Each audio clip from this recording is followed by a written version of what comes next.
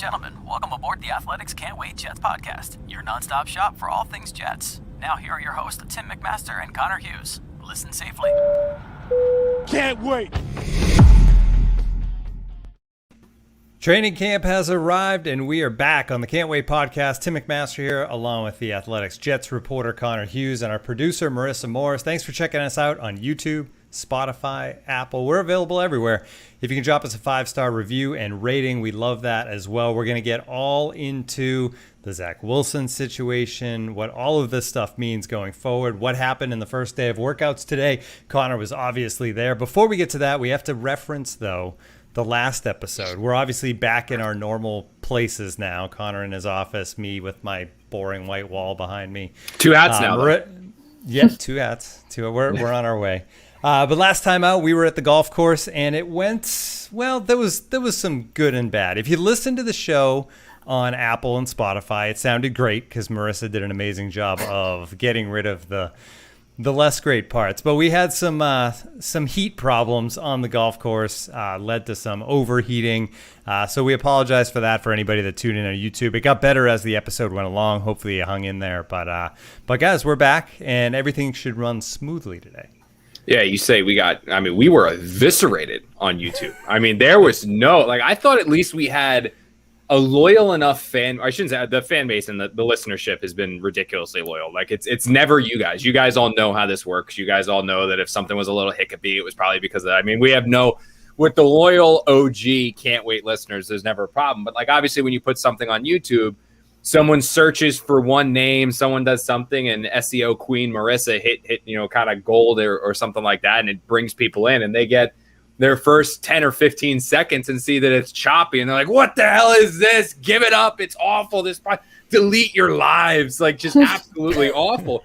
And like, I was going through, I was like, guys, look, we have been doing this podcast now for like a year and a half. The only other time that the three of us were in the same place at the same time was my wedding. Like, this is the first time we're trying. So we were trying something new. We were seeing if we couldn't do an on-location broadcast to potentially now open up the possibilities of doing a live broadcast from Jets camp, doing live broadcasts before Jet games at a bar or a restaurant, doing a live broadcast each week, whether it's a Tuesday night or a Thursday night. I mean, Marissa's going to be in Cleveland, obviously, but kind of have her remote producing while Tim and I are on location. I mean, it was kind of like our first go at trying that. And when you have a first Tim go, is having a baby this fall, just in case you forgot. Yeah, that's a hiccup. Yeah, we were. I mean, we have grandiose ideas here. So it was, we were trying to figure out how to do it. And I think what was kind of cool was setting up a remote broadcast for the very first time. Like, that was kind of cool, but also going through the little hiccups and the things that we realized that we're going to need to adjust if we want to do that again. Like in 90-degree heat, electronics tend to overheat. So we did not have a tent. We were not undercover. Marissa's computer, which is already on the verge of exploding every time we do one of these podcasts in perfect conditions, was literally about to spontaneously combust at any particular second because of how hot it was. So to give you guys a little idea of what was happening, Marissa had taken her computer and was hiding it under the table with ice around it to try to cool it off to get it going. So yeah, the first 10, 15 minutes of that first remote podcast from JJ's golf outing were a little difficult, a little tough to get through. But if you fought through with us, obviously it's not how we start, it's how we finish. We got it all ironed out. We got it all working. And for the second half of that podcast, it was great. And like I said, I had a lot of fun broadcasting live with you guys. Well, we broadcast live all the time, but broadcasting in person with you guys, I thought it was really cool. And it's certainly something I think we want to do again moving forward, obviously, when I think all of our lives kind of get a little more regulated. Like, obviously, Tim has the baby here and eventually figures out how to, keep the child functioning and alive and all that, because I know there's like a million things you can't do with children. Yeah. So, but yeah, thank you guys for that stuck with us, and for the other YouTube ones that were ready to get us. I don't even know. Like, they wanted us all dead. Like, they were like, "This is choppy. Done. Worst prod. How do you have 4,000 subscribers? This is awful." I'm like, I don't know. Check the other 45 streams that are up. I think they're pretty good. The funny thing is, the stream was the exact opposite of our golf game, which started great through 5 holes and then went to crap. We were three under through 5, and we finished 3 under. We finished 3 under through 18. Yeah, we hit a little bit of a lull there when that heat started beating down on us and the drivers started to disappear, and we got in a little bit of problem. We started hot, and that was with Marissa heckling us through the first 2 holes. Right. Yeah, exactly. Yeah, that was Well, probably She should stick around. the chat's gonna start heckling us if we don't get to Yeah, all right. Good Job. that news Good job, Marissa. That's been going around today about oh yeah, Zach Wilson. So all right, let's get to it. Let's get to that. The Jets have a great percentage of reports this season. I mean, generally speaking, if you have all but one player reporting to training camp on day one, hey, that's pretty good. Unfortunately, if it's your star rookie quarterback who you have slated in to be the starter week one and have yet to sign anyone else to start week one, that is a problem. So let's start there, Connor. That's going to be a chunk of this podcast, is talking about just this situation. I know it's not panic time yet. They haven't done much. They're not even going to be in pads until Saturday. That said, this just feels so Jets-like right now. It's like vintage Jets when I thought we were beyond all that. Yeah, so I think the easiest way to discuss this, because it is like, I mean, I'm not kidding you. So Bree and I, before we went on this podcast, we had dinner, and she's a diehard Eagles fan. She's from Philly, so she follows the Eagles and stuff. She follows the Jets, obviously, loosely. I won't let her. I'm not gonna let Bo Wolf pollute her mind. Okay, no, continue. The chat was on my side. Now they're gonna be like, all right, let's go. They want to. Yeah. You can't set me off on a tangent, but like Bree was like, we're having dinner, and so she's like, she follows the Jets because I cover them, and she knows them like loosely in that regard. But so we're sitting down there for dinner, and she heard me doing the video that we put up on Instagram, and she's like, where's Zach Wilson? I was like, oh, he's not signed. She's like, well, why isn't he unsigned? And I'll explain like what I'm just about to explain here. And she's like, didn't they have a lot of time to work through all this? And I was like, yep, they did. It's not like they've been, they drafted this guy in April or anything and have had, April, March, June, July, all this kind of crap. May, throw that month in there as well. I mean, they had plenty of time to work through all this. I mean, Joe Burrow, when he was drafted by the Bengals, they knew they were going to draft him. So they worked through all the contract in like the months leading up to the draft. Like they knew that was going to be their guy. So it's almost unfathomable that it's bad on all fronts. Now, the one person that I do remove from this equation is Zach Wilson, the player, because Zach Wilson, look, he has an agent like that. Like this is between the agent and it's between the Jets. It is not between Zach Wilson. If it was Zach Wilson, he would be on the field with all his teammates. He doesn't. I can promise you that Zach Wilson doesn't care about payment structure. I can promise you Zach Wilson doesn't care about. Do you think Zach Wilson knows what offset language is? Like, if you were like, Zach, how about that offset language? Yeah, I think he learned about it when we all started writing about it. Like, I think that's probably like anyone else. Like, it's just, and it's to take Zach Wilson out of it. This is between Jets management, Joe Douglas and Rex Hogan and this whole like front office and their staff that's in charge of putting the numbers together, and Wilson's agency. And basically what they are fighting over, and it is, I mean, we can get into why this is just so dumb, but well, just first, before you dive into the offset language, the thing that makes this even more ridiculous is that the actual money for the contract is slotted. Like that is decided. We know exactly how much money Zach Wilson's going to get, and yet they can't get this contract done. But agents need to justify their existence because agents now need to, Zach Wilson's agent, if he can get the Jets to remove offset language, then he can go to his next client and say, hey, the Jets had never removed offset language for anyone before. They did it for me. I did it for Zach Wilson. Guess what I can do for you? I mean, like, they need to figure out ways to separate themselves from the competition. So there's a lot out there about payment structure. There's a lot out there about, when payments are going to be deferred, year 2, year 1. That is, part of it. It's a part of any negotiation, but that is just stuff that you work through. It's not a roadblock. It's not a major obstacle. It's talking points. It's that you want this. Okay, we'll give you this. I give you that. I mean, that is the easiest thing to work through when it comes to negotiating rookie contracts. It's not serious. It's nothing anyone's hung up on.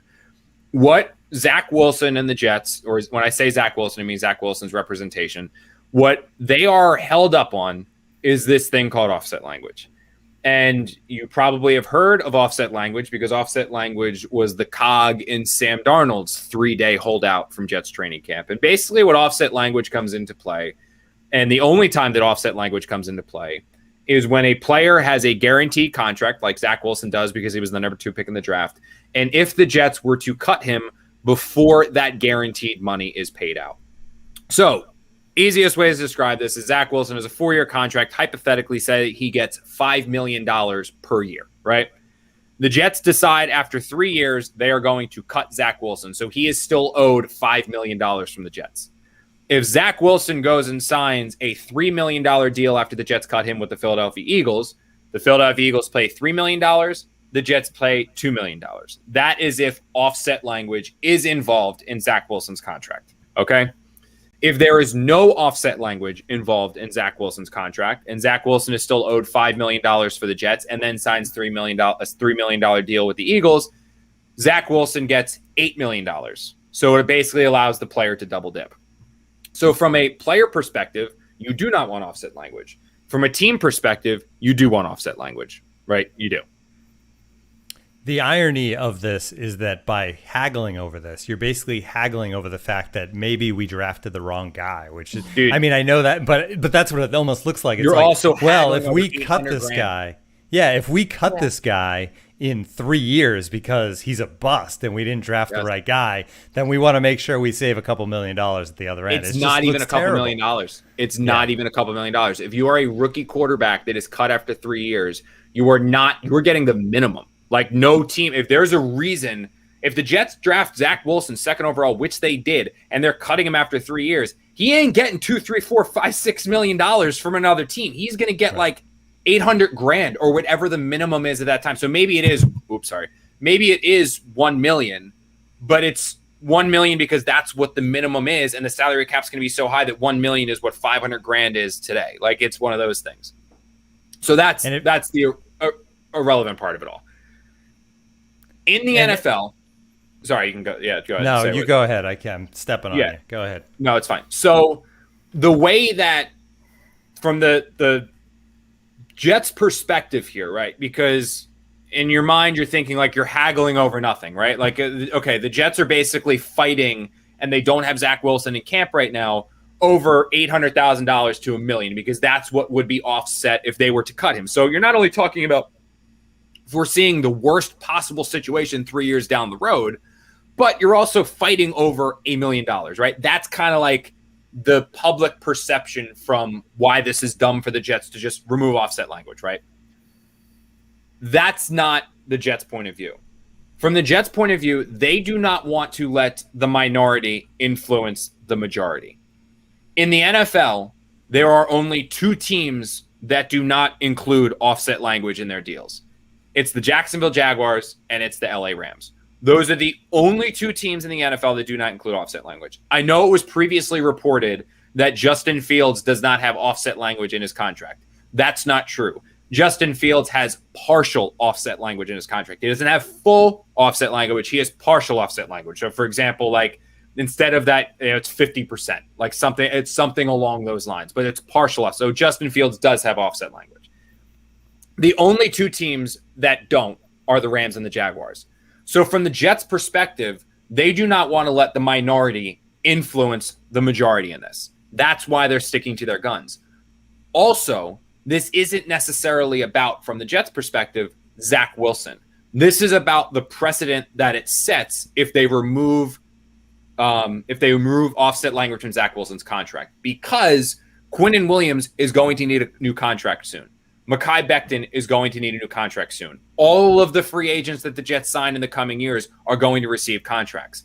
When they suddenly start negotiating with the Jets, if the Jets were to remove offset language from Zach Wilson's contract, suddenly Quinnen Williams does not want offset language. Suddenly, player next year that they're signing in free agency doesn't want offset language because Zach Wilson doesn't have offset language. You're suddenly not talking about cutting a quarterback at this point, still owing him this. Look at what the Jets did with Tremaine Johnson. Look at what the Jets did with Muhammad Wilkerson. Both of those players had offset language in their contracts. So if they went and signed a $3, $4, $5 million deal where teams say, you know what, the Jets just screwed them up. He just needed new scenery. Here's a 2-year, $10 million contract, something along those lines. It can be a substantial amount of money coming through. From the Jets' perspective right now, they do not want to, set that new precedent because, again, they are not in the minority and not including or in including offset language. 30 of 32 teams have some form of offset language in their contracts. And this isn't a quarterback thing. Mac Jones, who signed with the Patriots, offset language. Fields, offset language. Joe Burrow, who is represented by the same agent who represents Zach Wilson, has offset language in his contract. So from that's the Jets' perspective is like, they're not going to budge on this. Sam Darnold had offset language on his contract. Every single player the Jets have drafted and or signed over the last 10 plus years has had offset language. It's how they work. It's non-negotiable because they are not going to remove it for Zach Wilson to then set the precedent for all future draft picks, future re-signings, and future signings. It's not what they're going to do.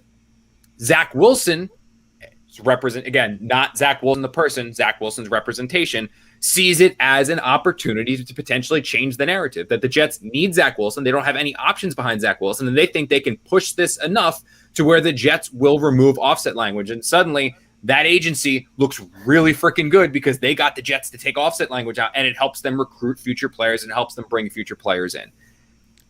What's so stupid about all this is that literally Zach Wilson is not in training camp right now because of offset language that would only be included in his contract if he fails after 3 years. Like he would have to, if Zach, offset language is not Zach Wilson's agency's biggest problem if it's coming into play in 3 years. Like that's just, it's so mind-bogglingly dumb because this kid should be in camp. Every single other rookie after Trey Lance signed today is in training camp but Zach Wilson. And is it a huge deal, which we're going to talk about in a second? No. I mean, it's a ramp-up period, acclimation period after a 4-week vacation. So no, it's really not that big of a deal. But for a team that is trying to turn a corner, for a team that's trying to turn over a new leaf, for a team that's trying to say, look, we got the new coach, the new quarterback, new era, new uniforms. We're a different team. We're not the same old Jets. Your starting quarterback, your rookie, is holding out, and he is the only rookie that's unsigned. It looks bad for Zach Wilson. It looks bad for the Jets. And for a team that's trying to say, no, not the same old Jets, it's like, what's going on here? You know what I mean? And I don't think either side is right. I don't think either side is wrong in that regard because from the Jets' perspective, from Zach Wilson's perspective, it's just so dumb that it is July 28th and they haven't figured this shit out yet when he's literally been a Jet for how many months now, right?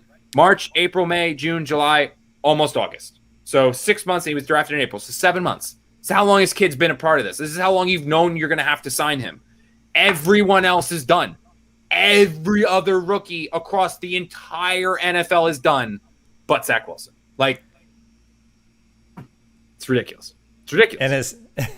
And we're starting a podcast about the Jets after the first day of workouts for training camp, and we're spending 20 minutes should be positive, talking about offset language, where we should be celebrating the rebirth of this franchise with a new quarterback and a new head coach. It's just, it is. I should have a notepad. It's not in my office. It's in because I'm in and out of the house for camp because I leave in the morning. My notepad should be filled with things that Zach Wilson did. It should be about when he showed up, how he looked here, who he threw to here. Oh, this connection to Elijah Moore. I've got tracked stats from James Morgan and Mike White. That's what I did today. I tracked James Morgan's stats. I tracked Mike White's stats with the starters. I have highlights written down of Mike White throwing to Chris Herndon. That's what I did today. That's not what I'm supposed to do. Okay? That's not it. I'm supposed to be watching Zach Wilson in his first practice with the Jets, with the momentum going forward, turning in new leaves. Robert Saleh, all gas, no break, all that stuff. Instead, he's the only rookie that is unsigned. Like, we literally spent an entire practice today. Andy Vasquez, who writes for The Reckoner, is sitting here, was like, holy shit, we're watching Zach Wilson or Mike White and James Morgan. That's what we're doing right now. Like, what is the Jets ran 35 team snaps with those two random. I don't even know what the hell they were doing with all. Like one play, like Morgan's in there, then all of a sudden Mike White's under center for one play. It was discombobulated. I don't even know. But we're like sitting there, and I'm like, the Jets ran 35 plays, 22 of them passes. They threw 2 passes beyond 10 yards. How does that help anyone get better? Like it's ridiculous, man. Well, and that brings up the other problem that we're going to get to, which is, why isn't there another veteran in there that's taking up these reps now and at least getting everybody else ready? That's another issue. But you mentioned, that it's not panic time yet, and Sam Darnold had a 3-day holdout. But one thing I thought was interesting that I didn't quite remember that was in your story today was that when Sam Darnold was holding out, he was holding out from a hotel right here, in New Jersey, and was able He was to at report. He was at the Archer. He was at where they are, like where they keep him. Yeah. He was able to report immediately, which sends a good vibe, at least, that like, hey guys, I'm here. I just can't quite be there yet. Whereas Zach Wilson, not yet here. I feel like that would be a good move to get on the right side of the country to report one sign, because when does it become panic? Is it Saturday when pads are on that we should really be concerned about this? Well, that's the thing, is that this is a What about Friday? That's the first fan event. I think Well, you want to know when he's signing, by the way? I can tell you right now the exact day he's going to sign. I know that I can probably pinpoint the minute if you give me a second, but he's going to sign on July 31st, because July 31st is the only practice that I'm going to miss in like the last 5 years, because one of my best friends, Andrew Galicki, Marissa's cousin, is getting married in Maine, and I have to miss. He's one of my best friends. I can't miss that wedding. So I have to miss 2 days of training camp, July 31st and August 2nd. The way that my life works is that as Bree and I we're probably going to be getting dressed to walk down on the hotel. He's getting married. It's a really nice hotel in Maine. I would assume we're going to be walking down and he's going to sign. Yeah, so July 31st. I would say if you want to put your money on anything on when Zach Wilson's going to sign, not going to be tomorrow when I'm there. It's not going to be the 30th when I'm there. It's going to be either the 31st or August 2nd, the 2 days that I will not be there. Probably August 2nd. I bet you he gets me through the wedding and he signs when I'm driving 6 hours home from Maine. I bet you that's when he signs. That's when it's going to happen. If you really want to know. Yeah, that sounds about right. But Saturday would be workouts. Friday, you mentioned it, Marissa, there'll be fans there to see White play. But as far as the quarterback... I'm sorry, by the way, because those two guys are... I'm not going to say that. That's very mean. Okay, go on. Sorry. There could be somebody else, though, because the Jets have now worked out Josh Johnson. They've worked out Sean Mannion. Josh Johnson, 8 career starts, last in 2018. Of course, Bucks, Browns, Washington football team. He's got 268 pass attempts. Sean Mannion, 2 career starts, 74 career pass attempts. I mean, they still need the veteran eventually, Connor. Those guys aren't the veteran they need either. I mean, what are they going to teach Zach Wilson in the room? Yeah, correct. So, room. The only Boston accent Tim has. He doesn't say "park the car," "zum" and "room." Zum. Yeah. I do have to give a shout out real quick to I don't know his last name. Matt's his first name. It's his Twitter handle is NYJ_Matt. So Josh Johnson played. You guys wouldn't know this. Or if you do, really kudos to you. Josh Johnson played for the Jets previously. He was on the 2015 Jets, competing with Matt Flynn for like that backup job. I believe the Jets brought both Josh Johnson and Matt Flynn in after Geno got his jaw broke by IKN and Poly. So they were both there. So, I saw Josh Johnson's name. I was like, oh, shoot. I was like, I'm 90% sure. So I looked out. I was like, yeah, he did play. So I said, I was like, someone's got to run back the I'm coming home highlight tape of Josh Johnson in his Jets days. And this guy, NYJ Matt, pieced it together and tweeted it to me. He made an I'm coming home Josh Johnson Jets highlight video. The guy played 3 preseason games. So big shout out to NYJ Matt. I thought that was great. But so when does he have to be back? And I think that the big thing to remember here, and the thing to remember here is that this is kind of a 2-prong disability for the Jets. And what I mean by that is that this isn't all about Zach Wilson. And I think that's what a lot of people need to remember, is that right now, like we said, it's not a big deal. He can miss today. Honestly, he can miss tomorrow on Thursday, and he can miss Friday. That's the ramp-up period. That's the acclimation period. That's when the Jets are kind of getting everyone back to this thing, and everybody get ready to drink, rocking and rolling. When it gets bad is if he starts missing the padded practices. That's when it gets bad. But it's not just for Zach. So, yeah, it was really key that he got every first-team rep in OTAs and minicamp. But OTAs and minicamp was also very much an installation period for this offense, because this is the first year that Michael LaFleur is installing this offense, so it's a learning curve for everyone. It's also the first time the defense is learning. So that whole OTAs minicamp, that's an acclimation period. That's an installation period. So yeah, they were very valuable reps for Zach to get. They were beneficial, absolutely. It was seeing live reps, all that stuff. But this training camp is when you start preparing for the regular season. Training camp is where you start really gearing up.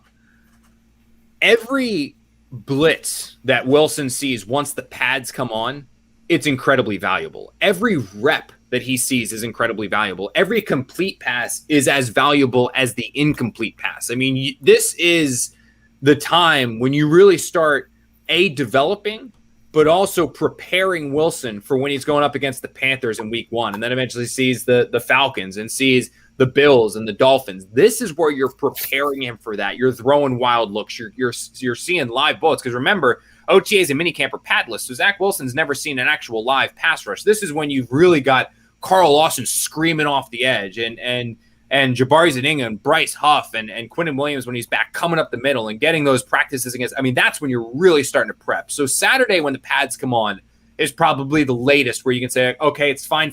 Now it's a concern is when the pads come on. But every day that Wilson's unsigned, he's not the only one that's impacted by his absence, because Joe Douglas made the decision to not add a veteran to this room. And no, we're not going to literally consider Josh Johnson a veteran, any of these guys. I'm talking like an actual guy that if your starting quarterback goes down, you are confident that that player can step in, fill in, and hold the fort down. I'm talking Andy Dalton. I'm talking Colt McCoy. I'm talking Nick Foles. I'm talking a guy that clearly is not your starting quarterback, but he's somebody that if he is forced to play, he is either played before or in limited duty, has experience in the NFL where you know you're not going to have Luke Falk syndrome when like he steps on the field and it's just a colossal disaster. So because the Jets chose not to add that player, and the Jets chose to go throughout OTAs with just Mike White and James Morgan behind Zach Wilson, and minicamp with just Mike White and James Morgan behind Zach Wilson, and now training camp with just Mike White and James Morgan as your only 2 other quarterbacks on this roster, when Zach Wilson's not on the field, you are basically playing without a quarterback. Because if Mike White has to play in the regular season, the Jets are beyond effed. If James Morgan has to play in the regular season, the Jets are beyond screwed.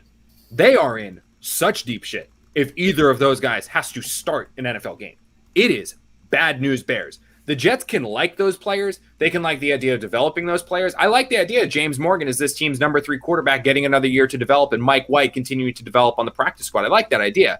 I don't like the idea of either of those guys being a backup quarterback. Like, that is bad. So with Zach Wilson not there, and you not having competence behind him or a legitimate, real backup quarterback behind him, no one else on the offense is getting any better with Mike White and James Morgan in there. No one else on that offense is able to be evaluated with James Morgan and Mike White in there. Like I said, the Jets threw the ball 22 times in practice on Wednesday, and twice the ball went beyond 10 yards. You're no longer getting anything out of Corey Davis when all he can run is slants. You're not getting anything out of Elijah Moore when all he can do is run curls. You're not evaluating Chris Herndon when you're trying to see if he's taking a next step and if he can be your starting tight end and a real playmaker, George Kittle type player in this offense. You're not getting a chance to see that with Mike White and James Morgan in there. So for every practice that Zach Wilson misses, you're taking big chunks of development and evaluation away from all of those receivers, all of those running backs, and all of those offensive linemen. On the flip side of that coin, you're also hurting your defense, because your defense isn't learning shit because they can stop Mike White. Your defense isn't getting any better if they can stop James Morgan. There's a little difference between facing Mike White in practice and Josh Allen when he comes to town, and Matt Ryan when he comes to town, and Deshaun Watson if he plays or the Jets go to his town. Like, there's a big difference there. So not only is your offense not getting any better, your defense really isn't gaining anything from practice either. So this is just, again, it goes back to this being so silly. Like, the fact that he's just not signed, and the fact that they haven't been able to work through this, and the fact that his agency's keeping him out, and the Jets are keeping him out, and they're at this butting of heads that is just beyond silly over something that both from Zach Wilson's perspective doesn't really matter, and the Jets' perspective doesn't really matter. Like, it's just, it's beyond me. But is it sound the alarms time yet? No. Is it panic time yet? No. Is the sky falling in Florham Park? No. But if we get to Saturday and the pads come on and the fans for the first time in over a year are able to see the Jets play in person, and the player that they get to see under center is Mike White, yeah, we got a problem. That's when you got a problem. All right, well, we have some more observations to get to, obviously, because, you wrote a lot down in your notepad today, so we want to get to all of that. But first, a message from Magic Spoon. Growing up, cereal was one of the best parts of being a kid, but I had to give it up because I realized it was full of sugar and junk that you really shouldn't eat. Connor, you just got your new shipment of Magic Spoon. Tell us about it. Yeah, surprise. I didn't know it was coming. I think it might have been this shirt or another shirt. I actually thought it was in the mail because we get like little packages. And I looked and I got a nice little package from Magic Spoon. I was like, oh my God. Now, I will say Magic Spoon, next time throw a little personalized note in there. I think that would be very nice if you just let me know that you enjoy my reads and my personal stories and, how I actually now have a Magic Spoon to eat my Magic Spoon with. I would like a personal note. But yeah, I got their 2 brand new flavors shipped right to my house. I haven't tried the maple yet, but I have had a couple of bowls of the cookies and cream, which is real good. I like that a lot. Like it's Magic Spoon's like a different textured cereal. It's not like what you'd expect out of like any of the other brands that aren't sponsoring this show. So screw you guys. You're not getting a shout out. It's not like any of that. It's like a different kind of texture, but it's so good. And like I said, it's loaded with all the protein. So you're actually filled after eating cereal, because otherwise all those other brands, I got to eat like 6 bowls before I'm like, okay, I think I'm not filled anymore. This one bowl, I'm good to go. It's a great snack. Or I'm on this intermittent fasting thing, so I don't eat breakfast right now until like 11, but great snack, great thing after the gym, before the gym, anything like that. So I'm a big fan. Yes, there's 0 grams of sugar, 13 to 14 grams of protein, and only Gluten-free? 4 net grams of carbs in each serving. Yes, gluten-free, only 140 calories per serving. It's keto-friendly, gluten-free, grain-free, soy-free, low-carb, and GMO-free. And you can build your very own custom bundle with flavors including cocoa, fruity, frosted, peanut butter, blueberry, cinnamon. Connor mentioned the new flavors, maple. So go check that out. You can go to magicspoon.com/wheat to grab the delicious cereal and try it today. And be sure to use our promo code WHEAT at checkout to save $5 off your order. And Magic Spoon is so confident in their product, it's backed with a 100% happiness guarantee. So if you don't like it for any reason, they'll refund your money, no questions asked. Remember, get your next delicious bowl of guilt-free cereal at magicspoon.com/wheat and use the code WHEAT to save $5 off. We thank Magic Spoon for sponsoring this episode. Did you guys notice, though? I haven't. Oh, wait, are we doing another read? If you looked at the rundown, you would know that. I wanted to show off my shirt real quick. You guys see my new shirt? It has dinosaurs on it. Oh my God. See this? This is what we deal with. I love them. I saw this shirt. They finally, Roback got me on Instagram, and I was like, I had a couple of pina coladas on the honeymoon, and I love golf shirts, and like I saw this one, and it was like new prehistoric dinosaur. I was like, done. Order, ship, send it. And it's a dinosaur. I would like to tell people that they get more out of watching the YouTube stream than just listening to the show, but I don't actually think Connor's that's I tell you not, it's a dinosaur shirt. There's a bunch of little dinosaurs on my shirt. It's amazing. It's great. I love this thing. I've golfed in it like 7 times already, and I wore it to practice. Oh, it's so good. That's a lot. I got to get more of them now. All right, on to now, like the actual paid sponsors. Speaking of comfort, Brook Linen is comfortable. It's officially summer, and I, for one, couldn't be more excited. And after a year spent inside emerging somewhat of a comfort connoisseur, I've realized that long days and warm nights just hit different when you're well rested. That's where Brook Linen comes in. One of the coolest things about Brook Linen is that they've got so many options. They're famous for their luxe sateen and classic percale sheets. I didn't know what those 2 things were until I researched it, but now I do, and I'm excited about it. But they've also got some amazing linen and even some cashmere sheets, because why not? And when it comes to print and colors, they whip up new styles every season, like their ochre colorway and linen and banana stripe pattern in classic and luxe, just in time for summer. Brook Linen's sheets also pair perfectly with the rest of their bedding essentials like cozy comforters, pillows, and duvet covers. And since everyone knows summer comfort goes beyond the bedroom, they've also got some seriously great bath towels, robes, and beach towels too. All this high-quality, luxury-grade comfort without the luxury price tags. It's no wonder why Brook Linen's got over 75,000 5-star reviews. That's more than we have on this podcast, for sure. So go on, get summer ready with quality comfort, and get it for less at Brook Linen. Go to brooklinen.com. Use the promo code ATHLETIC to get $20 off with a minimum purchase of $100. That's BROOKLINEN.com. and enter the promo code athletic for $20 off and a minimum purchase of $100. That's brooklinen.com, promo code athletic. I guess my Brooklyn duvet and my fancy ass sheets are in the mail. I gotta ask Gabby about that one. Yeah. Sending me cereal and HelloFresh. Where's my fancy ass duvet? I want that. Send that I gotta give my cousin Kyle a shout out, who is watching the stream, and he loves your shirt, Connor. He says, "Thank you. It's great." Now I would like my duvet in the mail, please. I would like my duvet cover. Like this is like you didn't register this, like, fancy. You should have registered for a duvet cover. I should have. Oh yeah, we should have. That would have been a good call. Well, we want a bigger bed, so I don't know how long. Well, as soon as we move, we're gonna get a bigger bed. But, well, we'll let Brooklyn. Wait, they're holding out for the good shit. All right. Brooklyn's gonna send you dinosaur sheets.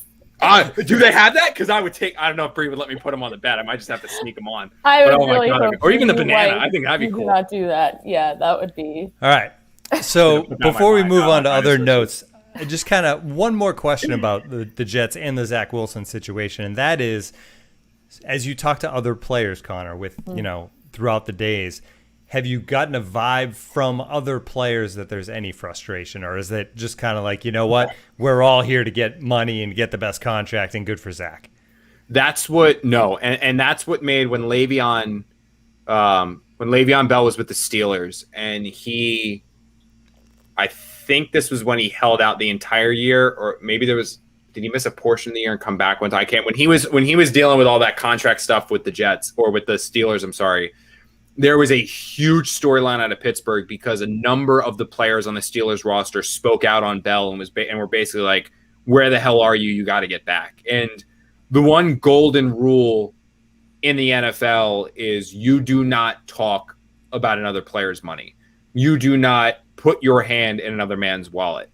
This is a business. And when a player is trying to get his, and a player is trying to get his money, and a player is trying to take care of his family and a lot of his family's family for a very long time, potentially for the rest of their lives, you do not speak on that at all. That is the golden rule. And I think the only time that I can honestly remember that rule being broken is with the Steelers and Le'Veon Bell a couple of years ago. So no, I mean, you said, like Corey Davis spoke today and said, like you can't, he was like, somebody asked about developing chemistry with Wilson. He goes, well, you can't develop chemistry when you're not here. But then he immediately made reference to how they worked out on their own. And he immediately made reference to how, he's still trying to take care of himself and it will be good when he gets back there. So it's not a huge the players all know this. Obviously the players want him here. Players are going to want him here even more if they keep seeing Mike White and James Morgan throw passes in practice. But like they will know, like they know that he's taking care of his, and he'll be here when he'll be here. And there's no, because eventually every single one of these players is either going to have to negotiate a new contract or a second contract, and they're going to get slapped in the face. But I mean, you just saw what the Instagram post that Xavier Howard put out there about, like, look, I've been doing everything the right way, and now I'm one of the best corners in the league, and I'm not even the highest paid corner on my team. Like, what the hell? And he said it's a business. I realize it's a business, and no. So there will be no players speaking out. There will be no players texting like, dude, you need to get here. None of that stuff. This is business, and players respect that and understand that. You know who's excited about Mike White? This inexperienced secondary that we're terrified to see play. They're excited. All right, so let's move on a little more other than Zach Wilson. Injuries, that's always a part of this, right? Marcus May passed his physical. That's great news. As far as the PUP list goes now, Quinnen Williams, Kyle Phillips, Ashton Davis, Vinny Curry on the PUP non-football injury list. Those guys are going to miss week 1, I guess, Davis and Curry. But what about Quinnen Williams and where he's at? Because you look at those names, and that's obviously the big one. Yeah, so I think it was actually largely positive news for the Jets. Obviously, the two bad ones that they got were, as you mentioned, was Ashton Davis and Vinny Curry. And Ashton Davis is still dealing with the injury that he suffered last year. So it's just taking time to heal. It's taking time to rehab. And he sounds like Saleh said, he's not going to be ready until the regular season. I think week 2 is the earliest they can activate him and things like that. So Ashton Davis is sidelined. Vinny Curry apparently had a procedure done during this break, which is also because he practiced all throughout OTAs and minicamp. So he had some procedure that is going to sideline him throughout throughout training camp, obviously, and the preseason and the first game there of the regular season. So they'll eventually be back, but they're not. Quinnen Williams, Saleh said, the Jets are just taking a slower approach with him. So he hurt his foot, if you guys remember that. I mean, it was actually shortly after his wedding because there were all these like, oh, did he hurt it dancing, blah, blah, blah. Somebody just went through a wedding. I can tell you that would be very hard to do, to hurt your foot at the wedding, although I took my own bumps and bruises that night. But they I think that with Quinnen, the Jets and Salas said, they're taking a very slow and cautious approach with him. So I think the one little I kind of went on it was when Salah said they don't want to have happen to the other foot what happened to this one, so they don't want to risk the injury, which I was like, that sounds weird. Like that you're maybe because he would favor it, right? If the so he would favor. So they said they basically don't want the same injury to happen to the other foot, and then suddenly he's out for half of the season and all that stuff. So they're taking a slower approach. However, he will be back before the regular season.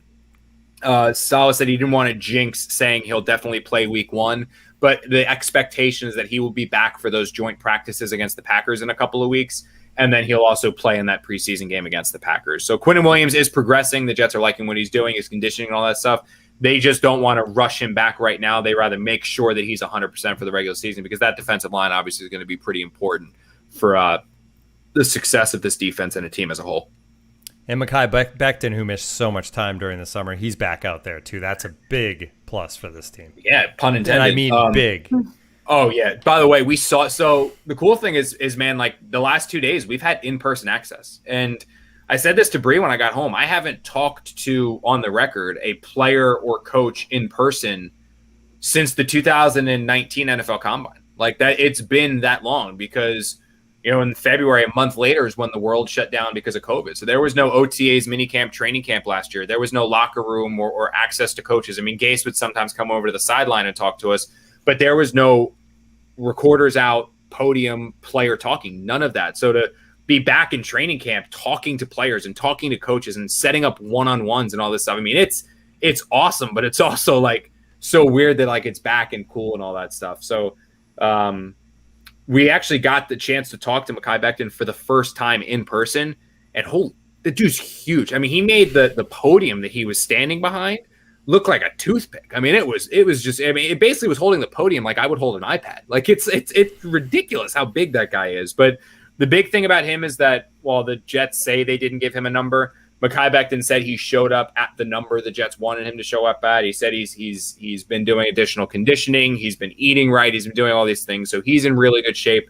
I think with him, and the big thing to watch with him is just sustainability and durability. In that, yeah, he's healthy right now, but will he be healthy a week from now? Will he be healthy 2 weeks from now? Will he be healthy 3 weeks from now? Because that's a really big key in all this. Because with Becton, the wild and craziest stat I really know, aside from all of the crazy offensive stats you can dig up, he played less snaps last season than Sam Darnold. And Sam Darnold missed like a month and a game with the shoulder injuries. So while Becton started games, he would start a game, then he would leave. Then he'd be back, then he'd leave. Then he'd come out. I mean, he just wasn't reliable enough as a rookie. And he said this year, last year he thought he was good. He wants to be great this year. Well, for him to be great, he has to be on the field for now a full 17 games. And for that, he needs to be healthy for a full 17 games. And so it's a very good sign that he is healthy now. But that foot injury that he had, it does tend to linger. So I like that he was on the field today. I like he's going to be on the field tomorrow, but it's going to be about consistently and continually seeing him on there with that offensive line, because we got a glimpse today of how good that group can be when they're all firing all cylinders. When you have Mekhi Becton at left tackle, Vera Tucker at left guard, Connor McGovern at center, Van Roten at right guard, and then Morgan Moses at right tackle. There was a play during the second set of team drills where Vera Tucker took Foley Fatukasi as a really good player, pushed him 5 yards right, and Becton sealed off Carl Lawson to the left, and Tevin Coleman ran through a massive gap, a hole that I have not seen in a good long time since covering the Jets, and got all the way to the second level before he was even touched. And no, there's no contact. No, it's not full contact. No, the pads aren't on. But still, to see that blocking lane created in the first real practice Becton and Vera Tucker have had together was really cool to see. And to know that's the potential of that group, it's positive. And if Vera Tucker and Becton develop as the Jets hope, it has the chance to be an elite level offensive line. But it's only the potential to be an elite level offensive line if all of those guys are on the field together at the same time. And that's hard to happen when your big all pro potential left tackle is off the field with injuries. So Becton's weight's good. Becton's in good shape. Becton's healthy, but he needs to stay that way. And the only way you're going to tell if he's going to stay that way is through time. You got to see him get through training camp, see him get through the preseason, and see him get through the regular season to know that, okay, some of those durability concerns that arose when he was a rookie are truly in the past and just a year of bad luck. Yeah, when we had the bingo board going late last year when there was nothing else to do with this Jets team, two spots. One of the spots was Mekhi Becton leaves game with injury, and then there was another spot. Mekhi Becton comes back into the game from injury, just because it seemed like it happened so often. Yeah. Off to the locker room, and then back in he would come. The locker room. That's the new bingo board. It's literally your only room. Like I wish you did like the pack. Like you had I wish you had a yeah. So what? So you're from Boston, obviously, but like where in Boston is that accent? Like where do you have to go? Yeah, that's like, in the city, and then you think like South Shore, or I'm just a little further out, but I won't say that there's people in my family that definitely park the car and all that. I think part of it is that I went to. Did you have to break yeah, it? Yeah. So I went to. For those who don't know, I went to Syracuse, which is central New York. Well, I know people know that, but not everybody knows I went to Syracuse. But central New York has there's no real accent. If anything, it's kind of like a Midwestern accent when you get to the Syracuse area. So I think spending 4 years there and having, professors say, well, if you want to work anywhere other than Boston, you should probably not talk like that. I managed to break through. But as you said, it comes back. It also comes back when I drink, but that's another thing. It's another story.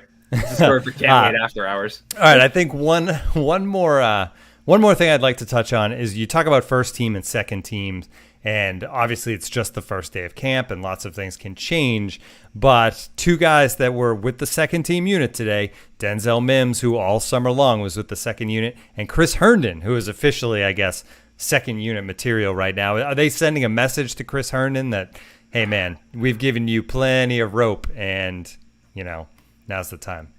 Yeah, so we can. I'll read them off because I know that's something that Jet fans are very, very interested in always. And again, I talked to Jared with the Jets about this because I tweeted about the second team receivers, and he was like, "Well, that's a violation of the policy." So you guys have to fill in the blanks. See this whole policy thing, yeah. Yeah, so I can say who's working with the first team. I can't say the positions that they're playing. So when the Jets went out there with their first team offense was Mekhi Becton, Elijah Vera Tucker, Connor McGovern, Greg Van Roten, Morgan Moses. Reminder that George Fant is currently on the COVID list. He has true COVID. It's not like, he has COVID. Keelan Cole, Jamison Crowder, Corey Davis, Tyler Kroft, Mike White, and Michael Carter. On defense, and you can flip the one guy in and the one guy out when you're talking about nickel defense and base defense. They had Carl Lawson, Foley Fatukasi, Sheldon Rankins, John Franklin Myers, Lamar Jackson, who was in because Bryce Hall's wife is having a baby, Bless Austin, Jared Davis, CJ Mosley, Hamza Narzaldine, which I'm actually to have a one-on-one with him soon, so I need to ask him, how do you pronounce your name? LaMarcus Joyner, Marcus May, and Javelin Guidry. So I tweeted that out, and the immediate thing that was sent to me by about 75 million Jet fans was Denzel Mims, ? Where's Mims, ? Don't you mean Mims, ? What about Mims? Where's Mims? So Denzel has this hype behind him, and Denzel Mims has this attention behind him because he was the second-round pick, right? Keelan Cole is kind of like that second-tier free agent signing, got $4 or $5 million, whatever it was, but he's not like the big name. It's Denzel Mims. They remember the impressive catch that he had against the Chargers and the nice one that he made against the Chiefs and the big gains and his ability to stretch the field, and that, forget the game where he caught the slant and had a nice little 20-yard gain, something like that. The fact is that Denzel Mims was a player that was perfectly suited for Adam Gase's offense, because what Adam Gase wanted was guys that were linear players that could stretch the field deep and then were fast enough to take the top off the defense, which obviously begs the question of why the hell did you let Robbie Anderson go? But that's the type of receiver that he wanted. This offense that Mike LaFleur is going to run is different. He wants route runners. He wants guys that are going to make the catch in space and then create another 10 to 15 yards after the catch. Think about Deebo Samuel, Brandon Ayuk. He wants players like that because he wants to run a carbon copy of Kyle Shanahan's offense that he runs in San Francisco. Denzel Mims, in my opinion, probably is not drafted by the Jets last year if Mike LaFleur is their offensive coordinator, because he's just not a great fit for this scheme. So he needs to prove to this coaching staff that he deserves to be on the field. He needs to prove to this coaching staff that he deserves to be one of this team's starting receivers. He had that stomach bug throughout OTAs, which cost him time, but he has not shown in minicamp or OTAs that he should be on the field above Keelan Cole. The Jets genuinely really like Keelan Cole. They love his speed. They love his yards after catch ability. They love him as a player. Joe Douglas tried to trade for him the last 2 years unsuccessfully. So when he was a free agent, he was one of the guys that he prioritized going out there and signing. So he's very, very, very well liked both by the coaching staff and the front office. The Jets love Jamison Crowder in the slot. Corey Davis is obviously their starter, and then they have Keelan Cole. Denzel Mims right now is the team's second string receiver. He's the backup behind Keelan Cole. We saw series in OTAs and minicamp where even when the Jets brought in their second unit and Keelan Cole was out or Corey Davis was out, and Denzel Mims still didn't work in. And I can tell you, having watched throughout OTAs and minicamp and now this first practice of training camp, Mims hasn't done anything that makes me say he should be on the field. I mean, he dropped 3 passes today. He dropped 1 in individual drills and 2 in team drills. Like, he's not doing anything with his route running to create separation. His hands, which were supposed to be that, he could high point the ball and go up there and get it, haven't exactly shined through. And the one thing that I would also say about Mims and to remember about Mims is that, yes, Joe Douglas drafted him, but Joe Douglas had a chance to draft him earlier than what he did. The Jets were sitting there in that round with Denzel Mims on the clock, and they chose to trade back. So instead of drafting Denzel Mims, they chose to trade back and risk not drafting Denzel Mims. And obviously he was still there when they picked again, so they claimed him and they picked him up.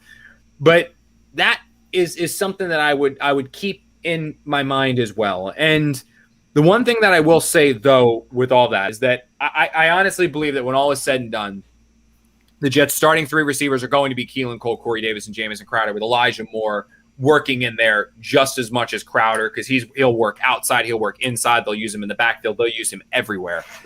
But you're going to see Mims used because you Jets now have somebody running their offense that I would say the Jets are going to have someone running their offense that will finally use everyone to their strengths. So they're going to use Denzel Mims with the things Mims does well, which is linear, contested catches, go deep. Goal line, right? Wouldn't he be great on the goal line? Yeah, we saw that in minicamp. He ran a goal line fade and caught a touchdown. But I don't think he's going to be this team's starter, and he's done nothing to show me that he's going to be this team's starter. He is with the second team offense. He's not with the second rotating with the first.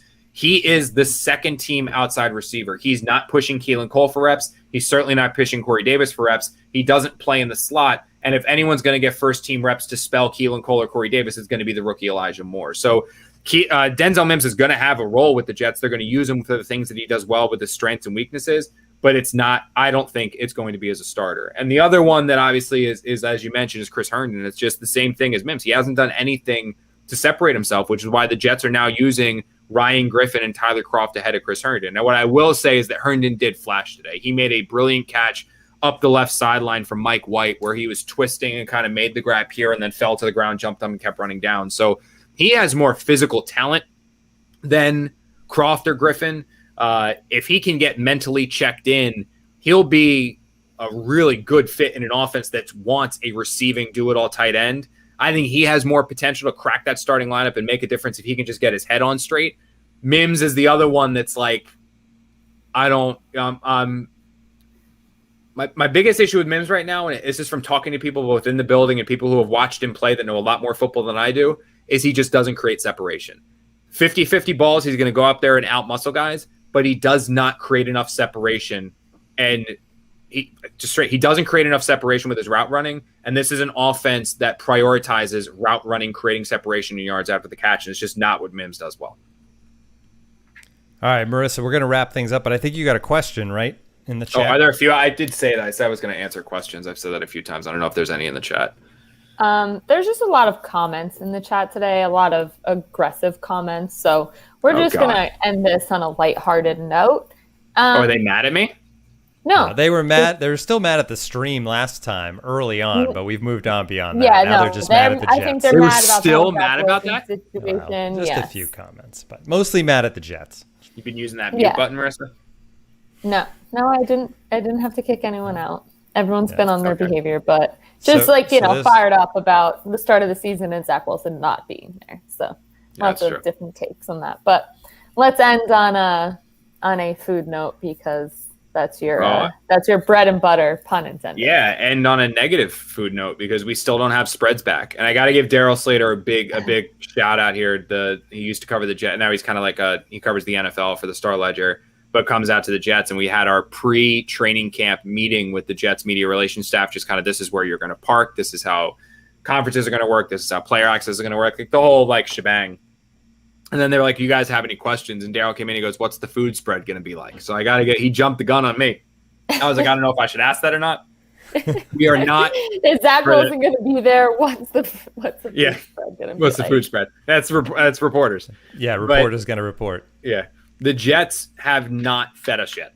And the Jets will, because of COVID restrictions, there is no food spread. And it is very upsetting because the Jets kitchen staff and the way the Jets feed us in normal times is top tier, next level awesome, including some of the best soups I've ever had in my life. I mean, it is legitimate, really, really, really, really, really good food. And it's upsetting to not have that there. So unfortunately, my lunch spread today is there's a Panera up the road from the Jets. Kind of hightailed it out of there pretty early. Got myself a green goddess salad or whatever they call it, dressing on the side and no bacon. And I got a nice little Diet Coke and I had a veggie soup with it as well. So I kind of took my computer, wrote in Panera and stuff like that because unfortunately press conferences are back, in-person access is back, one-on-one interviews with players is back, Jets food spread not back yet. But I heard it could be back for the regular season, which I'm hoping for. They're saving some money to make up for the offset language in Zach Wilson's contract. Bring back lunch. Real quick, 2 questions. Any interest in Blake Bortles? I haven't heard that yet. There was some comments about that earlier. Yeah, so I have not heard that yet just because he was so recently released. He's not exactly like a scheme fit for what this offense would be, but he does have experience, and I would just absolutely love to cover Blake Bortles because if anyone has seen the interview that he gave with Barstool that they started releasing when the Jaguars went on that AFC Championship run where I don't know the name of the woman who was interviewing him, but when I tell you this guy was the definition of a bro, I would love to just sit him down and just talk. Just after watching it, I mean, that was one where Tim, I don't know if you've seen this, but he's sitting there and he has a wine cellar he had a wine cellar in his house in Jacksonville Beach, and this girl goes like, "Oh my God, is that a wine cellar?" And they walk in his door, he opens up it's like one of the million one-liners that he has. Opens up this hole in his floor and he walks down to the wine cellar, and she goes like, "Wow, I didn't know you drank wine. What's your favorite wine?" He goes, "Came with the house." That's all he says. He's got this I thought you were going to say red. What's your favorite wine? Red. He just goes, but he went worse. Came with the house. Oh, it's like that. I mean, there must have been thousands and thousands of dollars worth of wine, let alone how much it costs to have a wine cellar like that. He goes, came with the house. And she's talking to him by he shows the bedroom. It's basically an old MTV Cribs episode. And she's like, so what do you do when you first wake up in the morning? He goes, I pee. It's just the most amazing down to earth just bro interview in the entire world. So I don't know if the Jets, I got to check in on that. I don't know if the Jets have made any calls to Blake Bortles, but I really hope they did because I would love to talk to that guy. He really does seem like one of a kind. Was there one other? It's not exactly someone I would want to help rear Zach Wilson. I don't know if he's the mentor type. He's not that guy. Yeah, I don't think he's the mentor type, but he'd be fun to cover. I'll give you that. That's all in the comments section. That's it. That's all for we got today. Okay. Yes, okay. But tweet Connor your questions for next episode if we didn't. Yeah, we're gonna try to take a few. few. Yeah, we'll try to take a few questions every episode. And just so you know, now the training camp's back. We will be back every week, 1 episode a week throughout training camp. Once the season starts, we'll be back to our normal 2-a-week cadence throughout the regular season and the playoffs. I don't know. Whenever this I'm just trying to win a game. Whenever it ends. But that's going to do it for us tonight. You can save 33% off a 1-year subscription to The Athletic. Go to theathletic.com/can't wait. Have a great weekend, everybody. Hopefully next time we talk, Zach Wilson will be in a Jets uniform here in New York. Thanks for joining us.